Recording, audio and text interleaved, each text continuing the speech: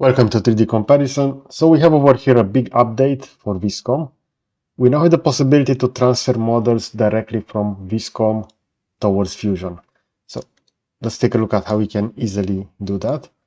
If I'm going to go over here within the studio, we see over here that this was the reference, so a pair of AR glasses, and this was the output model. And over here on the three dots, we have export, which will give us the standard file format, so OBJ, GLB, STL, USDZ, and FBX. But now they also added over here export to Fusion.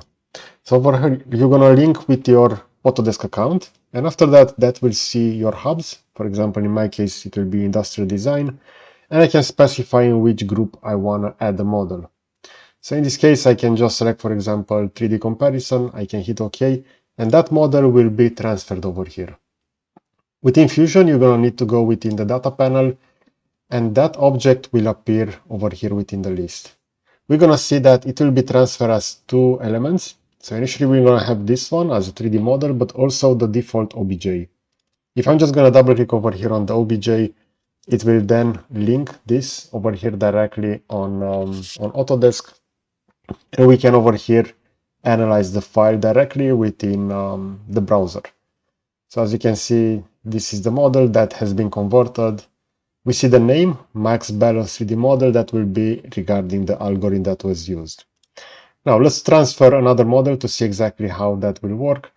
I'm just going to go over here within the following. So I just want to search for additional one where I have a 3D model. I'm just going to go over here back to the home.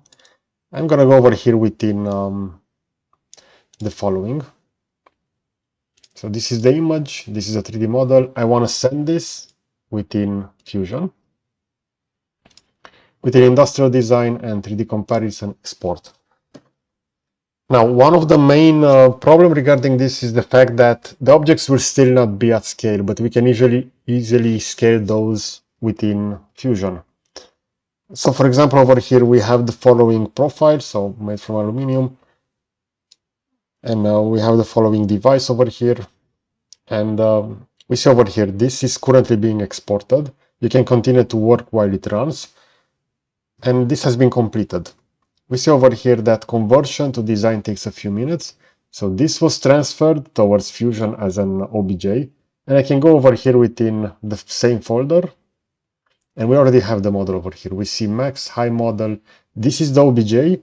And now this will be converted into a Fusion file. So that will actually just import the model. We can also do that separately, manually. And we see over here, I still have only this one at 8:02 a.m. I'm just going to go back, re-enter the folder, and now we should also have that processed. I see that still that hasn't been fully processed. We see over here the difference. So the OBJ was added at 8 and this one at 7:58 a.m. So there are some differences regarding that, but if I'm going to double click on this, again, this will open directly onto Autodesk. In this case, we're going to see the model over here loaded. We see the creation date. And we have the possibility to download this, but keep in mind that this is just an OBJ.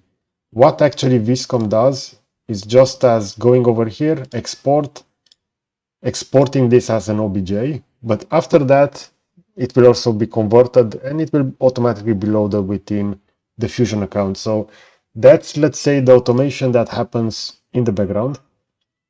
It is really good because we can a lot faster transfer models, and we see the model is ready. So we see 803. This is still the OBJ, so I will need to refresh this list. In this case, we see over here that the best way to do a refresh over here is just go within another folder and re-enter that. And we have that now loaded. And we see over here 803. This has been processed. I can open it. And this will actually be loaded as a mesh. As we see over here, Fusion will just add a random color to the mesh. If I'm going to expand over here the bodies, we're going to have it over here. I do have a warning so that the mesh is not fully closed. And in this case, I will just change the visual styles to be with shaded so we can see it like this. And just like I said previously, the main problem is that this is not at scale. If I'm going to press I to do over here a measurement, if I want to measure this profile, we're going to see that this profile will only have 0.47 millimeters. So this should be a lot higher, but we can easily now scale this model within the mesh environment over here with modify, and we can scale it. We can go on the real object, we can do a measurement, we can then apply it over here, and then we have the reference over here ready for 3D design. Now, this is the automation that has been currently done. In my opinion, this is really good because we can easily transfer models. Keep in mind that, for example, for one of this, you will have to go ahead and you will have to do a little bit of remeshing. You can try to convert this directly within a parametric solid model over here, but if we're going to try to do that, we're going to receive a warning that the mesh is more than 10,000 triangles, so it will take a little bit of time for those to process. We also have the three methods: facet, prismatic, and also organic. You see, for organic, we're going to need additional credits onto Autodesk Fusion account.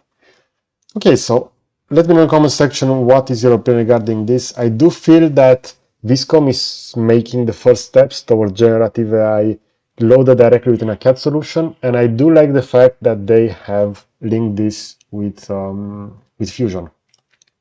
Now, a lot of people have asked this to be linked directly to Blender, but since Blender is open source and is not linked to an account, it's a little bit more trickier to manage those datasets. While over here, this is a lot easier. You have an account, you link it, you're then gonna specify the folder, and you're gonna have the models loaded over there. Okay, so I hope you enjoyed this kind of content. You're gonna find additional videos regarding generative AI over here on the left. And if you consider that you find this kind of video useful, you can consider to subscribe because I'm going to add additional videos regarding this. Okay, so that's it. Thanks for watching.